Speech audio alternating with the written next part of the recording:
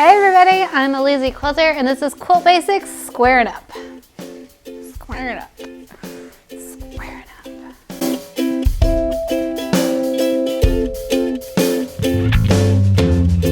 up. So we've got all our tools to make our quilt and we've done 1/4 inch. It's perfect. We have pressed, we have cuts.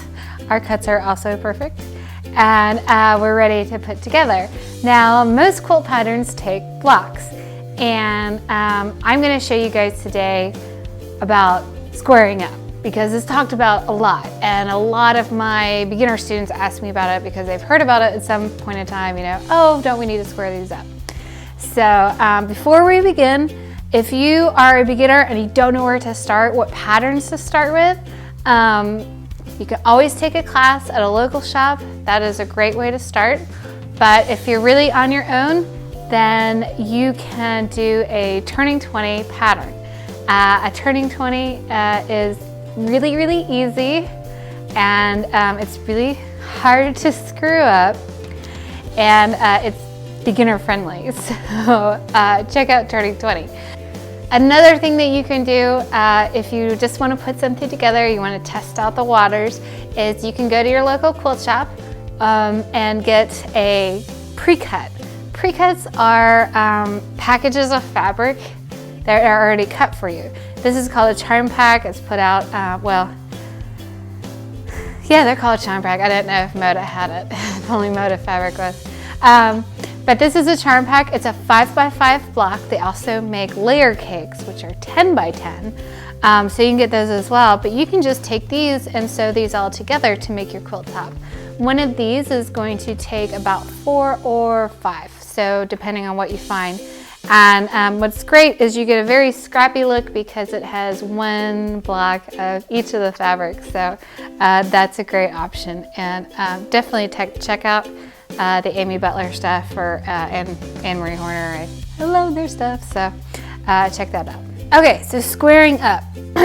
A lot of women ask me about it, and I almost always recommend never to do it. Squaring up is a thing that we do at the end when we make a block. We want to make sure it's the right size, okay? So if we are shooting for a 12.5 inch block, then we want to measure what we've made and make sure it's 12.5. And 9 times out of 10, most of my sewers are sewing smaller blocks than what they're supposed to be, not larger blocks than what they're supposed to be. And that all comes down to your 1/4 inch. Your 1/4 inch is what determines how big that block is. So you can cut perfectly all day long. And if your 1/4 inch is off, then it's gonna be off. It's gonna be smaller. Because if you have a fat 1/4 inch, then the rest of the fabric that's supposed to be not in the seam is in the seam. That didn't come out real clear. Let me try that again. When your 1/4 inch is too big, that means that fabric is in that seam that shouldn't be in that seam. And it might be 1/8 of an inch, but think about 10 seams all in one block. Each of them is 1/8 of an inch off. And that's a lot of inches after a while. So that's how people get smaller blocks. If you're measuring your blocks and they're too small, you need to measure that 1/4 inch and go back to my video and watch it again and share it with your friends. Recommend it to your friends. Comment on it. So anyway, so for the most part, squaring down really isn't an issue, but I'm gonna go over it anyway because a lot of people ask for it. All right, so let's go over to the cutting board and we're gonna look at some blocks that I've made for my table runner. Okay, so here's one of my star blocks from Block of the Month. It has lots of nice little points on it and lots of stuff for us to be wary of when we're square up. A lot of times when people are squaring up star blocks and they square up too much, what they end up is ruining their points on their flying geese. So we want to be careful of that, something to think about. But for beginning purposes, what squaring up basically means is squaring so it's all square and everything is the same size. And here's a good, see how this is off? Here, I'll get close. See how that's soft? I know, it's very tragic. I should definitely take it out back and burn it for sure.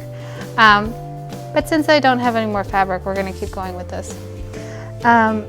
So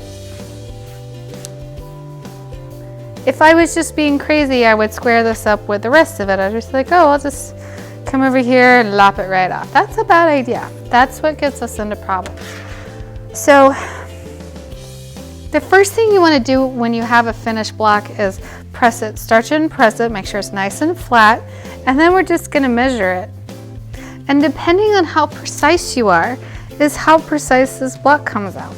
I'm not super precise. I'm not a super precise quilter. I've got a good 1/4 inch and I cut fairly well, and you know, that's good. But I love to create, so my end product is not always super precise. But I always tell my customers, I cover up really, really well.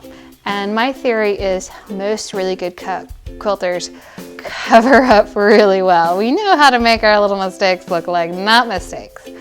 So I'm gonna share with you my little secret. So this block is about 1/8 of an inch short of 12.5. Gasp. I know. I'm sorry. I'm 1/8 of an inch off. I know, gas, whatever, blah, blah, blah. But I almost guarantee that right here I'm 12.5. And I am. So this little section that was overhanging, that one is actually correct. So here's what I do. And beginners, this takes a little while to get used to. I always put sashing. I love sashing for one, and I really like making my blocks stand out. So we'll pretend this is my sashing, this beautiful dark purple. I know it might look black on camera, but it's dark purple. And when I sew my sashing onto my block, what I will do is, my sashing is straight, my block is not. I'm going to use my sashing as my straight. You have a 1/4 of an inch seam allowance, remember. So when I put my sashing on, I line it up, and I will sew it just like that. Now, I'll turn it over so we can really see what I'm sewing. I also have flying geese in this, which come into play for getting my points to come out. Now, little tip about flying geese. I've got a video coming on them, but just in case you're burning to know, flying geese, when you look at the back of them, there'll be a crosshair here. If you sew right on the other side of that crosshair, like right above, your points will come out. Anyway, so we can see that the sashing overlines here, and that's okay. What I'm gonna do is I'm gonna put my 1/4 inch marker or 1/4 inch guide right here and sew all the way down, okay? So when you flip over, the block is straight, and I didn't have to trim down. And it's as big as it should be. If I had trimmed down, I would have lost another 1/8 of an inch, and I was already short 1/8 of an inch. That would have made me a 1/4 inch, so that's really short. So this is much better. So instead of trimming down, leave it as it is and use your sashing to make it as straight as possible. Now, those are with blocks. During this process, I'm making a Christmas tree runner, or a Christmas runner, not a Christmas tree skirt, and I'm making these half square triangles. And if you watch my half square triangle video, you'll learn how to trim these down. And these are very forgiving because we can make these square right away. So when we put the sashing with them, they'll be square. This is actually coming out really cute. I'm excited for you guys to see the end product. So that's squaring up. And the reasons why I stated is why I don't recommend it. So you can choose whether you want to. You'll run into teachers that will want you to square up, and that's okay. We all teach differently, and this is also basic, so we're covering a wide variety. There might be instances where you do need to square up. So just an open mind. All right, everybody, that's week number 4 for Quilt Basics. I'm the Lazy Quilter. If you liked this video, check out my other channel and my other videos. Please like and subscribe. Leave all questions and comments below. I will be happy to answer any question you have about quilting. And check me out on Facebook and Twitter and Instagram and all that good stuff, and my new Etsy shop. So I hope you guys enjoyed it. I will see you next week for borders.